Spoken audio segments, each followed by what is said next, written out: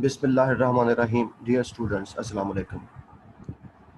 Our today's topic is regulation of synthesis of starch and sucrose. As we have studied in the previous lessons that synthesis of sucrose and starch require the same triose phosphate of the Calvin cycle.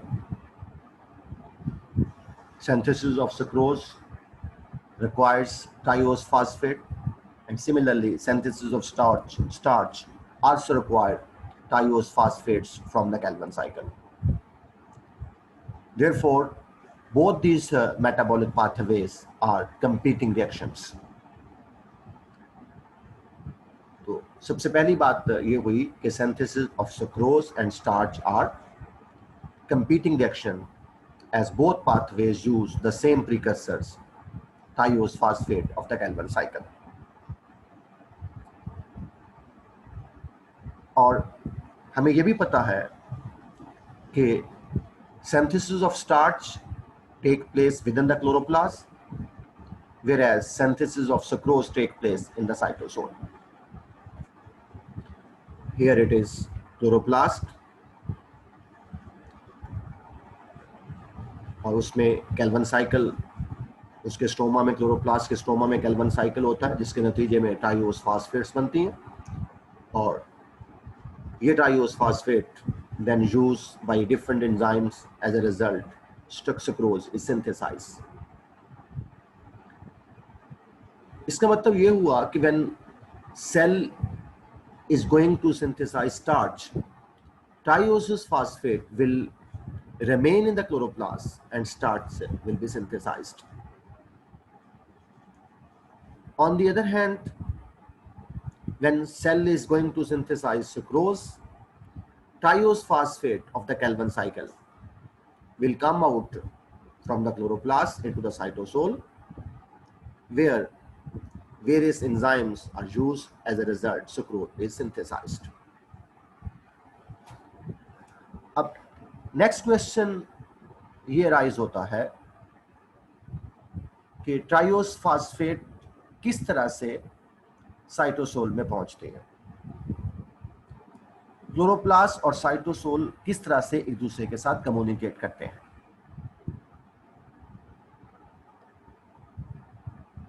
इसका answer ये है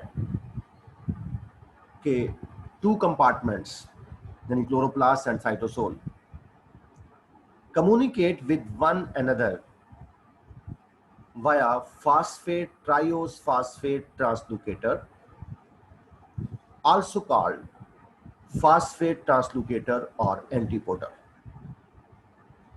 Chloroplasts or cytosol are communicated with one another by carrier proteins, जिसको कहते हैं phosphate triose phosphate translocator या phosphate ट्रांसलोकेटर एंटीपोटर. आप देख सकते हैं ये साइटोसोल है, इस साइड पे क्लोरोप्लास्ट का स्ट्रोमा, ये क्लोरोप्लास्ट की मेम्ब्रेन, और ये पर्पल कलर में कैरियर प्रोटीन दिखाई हैं जिनका नाम है फास्फेट ट्राइओस फास्फेट एंटीपोटर या फास्फेट ट्राइओस फास्फेट ट्रांसलोकेटर.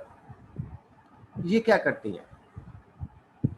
दे ट्रांसलोकेटर जो हैं ये transport orthophosphate from the cytosol to the stroma and then triose phosphate from the stroma to the cytosol. यही बात लिखी है. The phosphate translocator catalyzes the movement of orthophosphate and triose phosphate in opposite direction between the chloroplast and cytosol. तो इसका मतलब ये हुआ कि कैल्वन साइकिल के जो ट्राइओस फॉस्फेट्स हैं स्टार्च के सिंथेसिस के लिए तो क्लोरोप्लास्ट के अंदर ही रहेंगे, लेकिन जब उन्होंने सुक्रोज सिंथेसाइज करनी है तो वो फास्फेट ट्रांसलोकेटर के जरिए साइटोसोल में आएंगे और सुक्रोज की सिंथेसाइज करेंगे. अब अगला क्वेश्चन ये बनता है कि which factor is responsible for the movement of triose phosphates from the chloroplast to the cytosol. What is the factor which is involved in the synthesis, in the regulation of synthesis of starch or sucrose? कौन सी चीज decide करती है कि ट्राइओस phosphate chloroplast के अंदर रहेंगे और starch बनेगा, या ट्राइओस फास्फेट क्लोरोप्लास्ट से बाहर आकर सुक्रोज सिंथेसाइज करेंगे? Relative concentration of orthophosphate and triose phosphate are the major factors that control whether photosynthetically fixed carbon is partitioned as starch in the chloroplast or as a sucrose in the cytosol.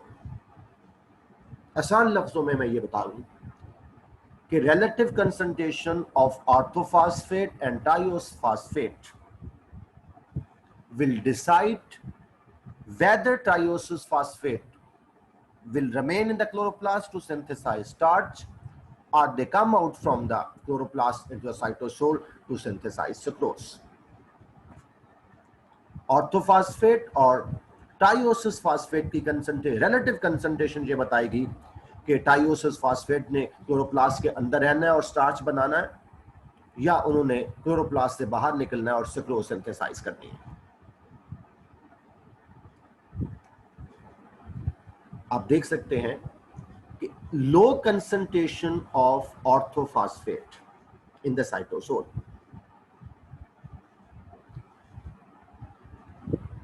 will stimulate the synthesis of starch. If there is low concentration of cytosol in the, if there is low concentration of orthophosphate in the cytosol, trioses will remain in the chloroplast and starch will synthesize. On the other hand, if there is abundance orthophosphate in the cytosol, then trioses will move out of the chloroplast into the cytosol and sucrose is synthesized. अगर orthophosphate की concentration cytosol में कम होगी तो ट्राइओसिस chloroplast के अंदर ही रहेंगे और starch synthesise होगा। ऑन द अदर हैंड, अगर ऑर्थोफॉस्फेट की कंसंट्रेशन साइटोसोल में ज्यादा होगी तो ऑर्थोफॉस्फेट फास्फेट ट्रांसलोकेटर के जरिए क्लोरोप्लास्ट में चले जाएंगे और उसके बदले में ट्राइओसिस क्लोरोप्लास्ट से बाहर आकर सुक्रोज की सिंथेसिस करेंगे।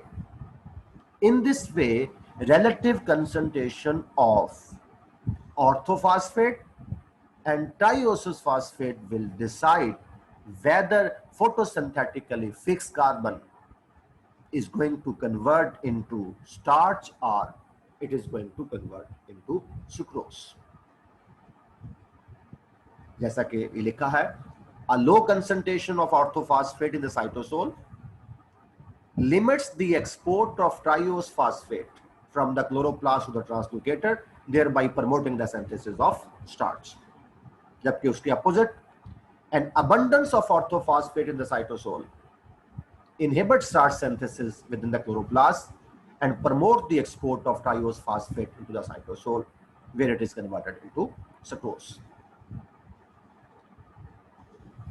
तो बॉटम लाइन ये हुई कि ऑर्थोफॉस्फेट अगर साइटोसोल में ज्यादा है तो ट्राइओसिस फास्फेट बाहर आ जाएंगे, सुक्रोज सिंथेसाइज होगा। अगर ऑर्थोफॉस्फेट साइटोसोल के अंदर कम है तो ट्राइओसिस फास्फेट क्लोरोप्लास्ट के अंदर ही रहेंगे और स्टार्च सिंथेसाइज होगा। यूं दोनों की ऑर्थोफॉस्फेट और ट्राइओसिस फास्फेट की जो रिलेटिव कंसंट्रेशन होगी वो डिसाइड करेगी कि सेल को स्टार्च बनाना है या सुक्रोज बनाना है। और ट्राइओसिस फास्फेट और ऑर्थोफॉस्फेट की movement between chloroplast and cytosol होगी विद द हेल्प ऑफ ट्रांसलोकेटर, जिनको फास्फेट टाइओस फास्फेट ट्रांसलोकेटर या फास्फेट ट्राइओस फास्फेट एंटीपोटर बोलते हैं। अब ये जो ऑर्थोफॉस्फेट और ट्राइओस फास्फेट हैं, they control the activity of several regulatory enzyme in the sucrose and starch biosynthetic pathway. Starch की सुक्रोज की बायोसिंथेसिस जब होती है तो कई रेगुलेटरी एंजाइम जो हैं they are affected by orthophosphate and triose phosphate. किस तरह से?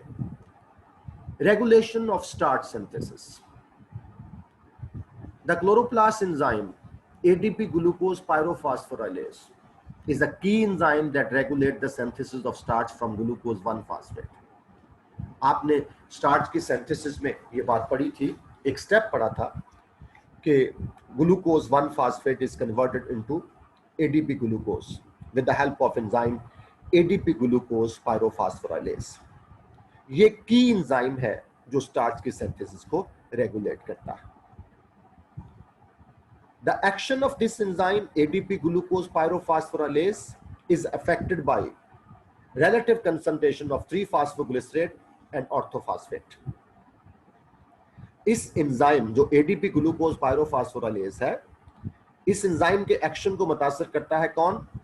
3-phosphoglycerate की कंसंट्रेशन और ऑर्थोफॉस्फेट की relative concentration. The enzyme is inhibited by 3-phosphoglycerate. Sorry, this enzyme is stimulated by 3-phosphoglycerate. ADP glucose pyrophosphorylase जो enzyme है उसको स्टिमुलेट कौन करता है? 3-phosphoglycerate, और उसको इनहिबिट कौन करता है? Orthophosphate. In the presence of light, there is more concentration of 3-PGA than PI, which favors starch synthesis. जबकि रेसिप्रोकल कंडीशन डार्क में होती है। आप देख सकते हैं कि मैंने एक स्केच सा बनाया है, ये एंजाइम स्टेप है ग्लूकोज 1 फास्फेट जब एडीपी ग्लूकोज में कन्वर्ट होता है। एंजाइम रिक्वायर्ड है ADP glucose pyrophosphorylase. This is pyrophosphorylase, not phosphorylase. अगर लाइट हो क्लोरोप्लास्ट में, एक्टिव फोटोसिंथेसिस होती है। उस फोटोसिंथेसिस के नतीजे में फास्फोग्लिसरेट काफी सारा बनता है, जिसकी वजह से क्लोरोप्लास्ट के अंदर ऑर्थोफॉस्फेट की कंसंट्रेशन कम हो जाती है, फास्फोग्लिसरेट की कंसंट्रेशन बढ़ जाती है, और this phosphoglycerate will stimulate ADP glucose pyrophosphorylase. As a result glucose 1 phosphate is converted into ADP glucose और स्टार्च की सिंथेसिस होगी। जबकि डार्क में फोटोसिंथेसिस नहीं होगी। जब फोटोसिंथेसिस नहीं होगी तो 3-phosphoglycerate की कंसंट्रेशन कम हो जाएगी, ऑर्थोफॉस्फेट की कंसंट्रेशन बढ़ जाएगी, और ये orthophosphate will inhibit ADP glucose pyrophosphorylase, जिसकी वजह से glucose 1 phosphate will not converted into ADP glucose और स्टार्च की सिंथेसिस रुक जाएगी। यूं क्लोरोप्लास्ट के अंदर ऑर्थोफॉस्फेट स्टार्च की सिंथेसिस को रोकता है। किस तरह से? by inhibiting the enzyme ADP glucose pyrophosphorylase, और ये काम डार्क में होता है। इसी तरीके से क्लोरोप्लास्ट के अंदर लाइट की मौजूदगी में 3-phosphoglycerate की प्रेजेंस जो है वो स्टार्च की सिंथेसिस को प्रमोट करती है by stimulating the enzyme ADP glucose phosphorylase। इसी तरीके से सुक्रोज की सिंथेसिस को भी रेगुलेशन के लिए ऑर्थोफॉस्फेट और 3-phosphoglycerate का इफेक्ट होता है। किस तरह से? देखते हैं। हमने जो रेगुलर पाथवे सुक्रोज का सिंथेसिस का पढ़ा, ट्राइओस फास्फेट फ्रक्टोज 1,6 बिसफॉस्फेट बनते हैं। फ्रक्टोज 1,6 बिसफॉस्फेट में कन्वर्ट हो जाता है फ्रक्टोज 6 फास्फेट में in the presence of enzyme fructose 1,6 बिसफॉस्फेटेज, और फ्रक्टोज 6 फास्फेट बाद में सुक्रोज की सिंथेसिस में हिस्सा लेता है। तो ये फ्रक्टोज 6 फास्फेट जो है ये सुक्रोज की सिंथेसिस के लिए बहुत जरूरी है, लेकिन बाज़ औक़ात फ्रक्टोज 6 फास्फेट की कंसंट्रेशन कम हो जाती है, ये कौन कम करता है? साइटोसोल के अंदर मौजूद एक और molecule fructose 2,6 bisphosphate. Fructose 2,6 bisphosphate fructose 6 phosphate की कंसंट्रेशन को कम कर देता है। कैसे? It inhibit the action of enzyme fructose 1,6 बिसफॉस्फेटेज। ये फ्रक्टोज 1,6 बिसफॉस्फेटेज एंजाइम को इनहिबिट कर देता है। ये वाला एंजाइम ने क्या करना था? इसने फ्रक्टोज 1,6 बिसफॉस्फेट को फ्रक्टोज 6 फॉस्फेट में कन्वर्ट करना था। जब ये वाला एंजाइम इनहिबिट हो जाएगा तो फ्रक्टोज 6 फॉस्फेट कम हो जाएगा। जब फ्रक्टोज 6 फॉस्फेट कम होगा तो सुक्रोज की सिंथेसिस कम हो जाएगी। इसी तरीके से फ्रक्टोज 2,6 बिसफॉस्फेट जो है ये स्टिमुलेट करता है एक और एंजाइम को जिसका नाम है फास्फोफ्रक्टोकाइनेज 1। फ्रक्टोज 2,6 बिसफॉस्फेट स्टिमुलेट करता है किसको? फास्फोफ्रक्टोकाइनेज 1 को। ये फास्फोफ्रक्टोकाइनेज 1 क्या करता है? ये फ्रक्टोज 6 फॉस्फेट को फ्रक्टोज 1,6 बिसफॉस्फेट में कन्वर्ट कर देता है। यूं फ्रक्टोज 6 फॉस्फेट की कंसंट्रेशन कम हो जाती है और सुक्रोज की सिंथेसिस रुक जाती है। तो फ्रक्टोज 2,6 बिसफॉस्फेट जो है इसका की रोल है in the synthesis of sucrose. इसकी प्रेजेंस से सुक्रोज की सिंथेसिस रुक जाती है या कम हो जाती है क्योंकि ये इनहिबिट करता है फ्रक्टोज 1,6 बिसफॉस्फेटेज की एक्शन को और एट द सेम टाइम ये स्टिमुलेट करता है फास्फोफ्रक्टोकाइनेज 1 एंजाइम को। ये दोनों एंजाइम जो हैं वो फ्रक्टोज 6 फॉस्फेट की कंसंट्रेशन को कम करते हैं जिसकी वजह से सुक्रोज की सिंथेसिस कम हो जाती है। अब ये फ्रक्टोज 2,6 बिसफॉस्फेट बनता कहां से है? ये फ्रक्टोज 6 फॉस्फेट से ही बनता है with the help of enzyme phosphofructokinase 2। Phosphofructokinase 2 enzyme जो है ये फ्रक्टोज 6 फॉस्फेट को फ्रक्टोज 2,6 बिसफॉस्फेट में कन्वर्ट करता है। अब डार्क में अगर क्लोरोप्लास्ट को लाइट ना मिल रही हो तो उसमें ऑर्थोफॉस्फेट की कंसंट्रेशन बढ़ जाती है और ये जो ऑर्थोफॉस्फेट होता है ये क्लोरोप्लास्ट से बाहर निकलकर फास्फोफ्रक्टोकाइनेज के एक्शन को स्टिमुलेट करता है। जब फास्फोफ्रक्टोकाइनेज के एक्शन को प्रमोट करेगा तो फ्रक्टोज 6 फॉस्फेट फ्रक्टोज 2,6 बिसफॉस्फेट में कन्वर्ट हो जाएगा और फ्रक्टोज 2,6 बिसफॉस्फेट में जो है वो फ्रक्टोज 1,6 बिसफॉस्फेटेज को इनहिबिट कर देगा जिसकी वजह से स्टार्च की सुक्रोज की सिंथेसिस कम हो जाएगी और फ्रक्टोज 2,6 बिसफॉस्फेट आल्सो स्टिमुलेट फास्फोफ्रक्टोकाइनेज 1 जिसकी वजह से भी फ्रक्टोज 6 फॉस्फेट की कंसंट्रेशन कम हो जाएगी और सुक्रोज की सिंथेसिस रुक जाएगी। लेकिन लाइट की मौजूदगी में जब फोटोसिंथेसिस ज्यादा होती है तो 3 फास्फोग्लिसरेट बढ़ जाता है।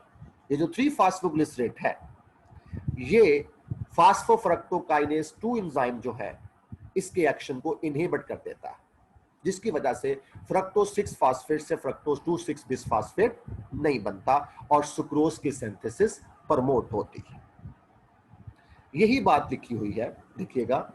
वो कहता है कि fructose 2,6 bisphosphate is a key control molecule that allow the increased synthesis of sucrose in the light and decreased synthesis in the dark. ये फ्रक्टोज 2,6 बिसफॉस्फेट साइटोसोल में माइन्यूट कंसंट्रेशन में प्रेजेंट होता है और इसका इफेक्ट होता है on the interconversion of fructose 1,6 bisphosphate and fructose 6 phosphate. ये fructose 1,6 bisphosphate और fructose 6 phosphate की interconversion को affect करता है। Increase cytosolic fructose 2,6 bisphosphate, अगर fructose 2,6 bisphosphate की concentration cytosol में बढ़ जाएगी सुक्रोज की सिंथेसिस डिक्रीज हो जाएगी क्योंकि फ्रक्टोज 2,6 बिसफॉस्फेट क्या करता है? ये इनहिबिटरी इफेक्ट रखता है ऑन द फ्रक्टोज 1,6 बिसफॉस्फेटेज और इसका स्टिमुलेटरी रोल है ऑन द पायरोफॉस्फेट डिपेंडेंट फास्फोफ्रक्टोकाइनेज 1, जिसकी वजह से इन दोनों कामों की वजह से फ्रक्टोज 6 फास्फेट की कंसंट्रेशन कम हो जाती है और सुक्रोज की सिंथेसिस रुक जाती है। A low cytosolic ratio of triose phosphate to orthophosphate promote the formation of 2,6-bisphosphate। वो कहता है कि अगर साइटोसोल के अंदर ऑर्थोफॉस्फेट ज्यादा होगा और ट्राइओस फास्फेट कम होंगे,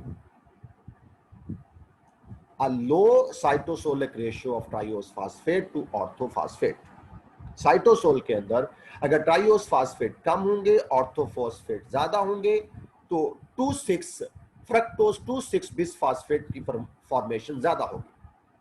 A low cytosolic ratio of triose phosphate to orthophosphate promote the formation of fructose 2,6 bisphosphate, which in turn inhibit the hydrolysis of cytosolic fructose 1,6 bisphosphate and slows the rate of sucrose synthesis। अब जब fructose 2,6 bisphosphate ज्यादा हो जाएगा तो fructose 1,6 bisphosphate से fructose 6 phosphate नहीं बनेगा, जिसकी वजह से सुक्रोज की सिंथेसिस कम हो जाएगी, स्लो हो जाएगी। लेकिन high cytosolic ratio of triose phosphate, अगर ट्राइओस फास्फेट की कंसंट्रेशन ज्यादा होगी ऑर्थोफॉस्फेट के मुकाबले में, तो फ्रक्टोज 2,6 बिसफॉस्फेट की फॉर्मेशन कम होगी और light regulate the concentration of these activator and inhibitors through the reaction associated with the photosynthesis, or thereby control the concentration of fructose 2,6 bisphosphate in the cytosol। Cytosol के अंदर fructose 2,6 bisphosphate की concentration को जो regulate करती है वो light है photosynthesis के रिएक्शन के जरिए। जैसे इस डायग्राम में हमने पढ़ा था कि लाइट होगी तो 3-फास्फोग्लिसरेट ज्यादा प्रोड्यूस होगा, वो साइटोसोल में आ जाएगा, जिसकी वजह से ये वाला फास्फोफ्रक्टोकाइनेज 2 एंजाइम इनहिबिट हो जाएगा और इस वजह से फ्रक्टोज 6 फास्फेट से फ्रक्टोज 2,6 बिसफॉस्फेट नहीं बनेगा। और लेकिन डार्क में क्योंकि ऑर्थोफॉस्फेट ज्यादा हो जाएगा, वो बाहर आकर फास्फोफ्रक्टोकाइनेज एंजाइम के एक्शन को स्टिमुलेट करेगा, जिसकी वजह से फ्रक्टोज 6 फास्फेट फ्रक्टोज 2,6 बिसफॉस्फेट में कन्वर्ट होगा और फ्रक्टोज 2,6 बिसफॉस्फेट जो है वो उसका इनहिबिटरी इफेक्ट है किसके ऊपर, फ्रक्टोज 1,6 बिसफॉस्फेट के ऊपर, और उसका स्टिमुलेटरी इफेक्ट है फास्फोफ्रक्टोकाइनेज 1 के ऊपर, जिसकी वजह से फ्रक्टोज 1,6 बिसफॉस्फेट से फ्रक्टोज 6 फास्फेट कम बनेगा और उस वजह से सुक्रोज की सिंथेसिस कम हो जाएगी। Thank you very much.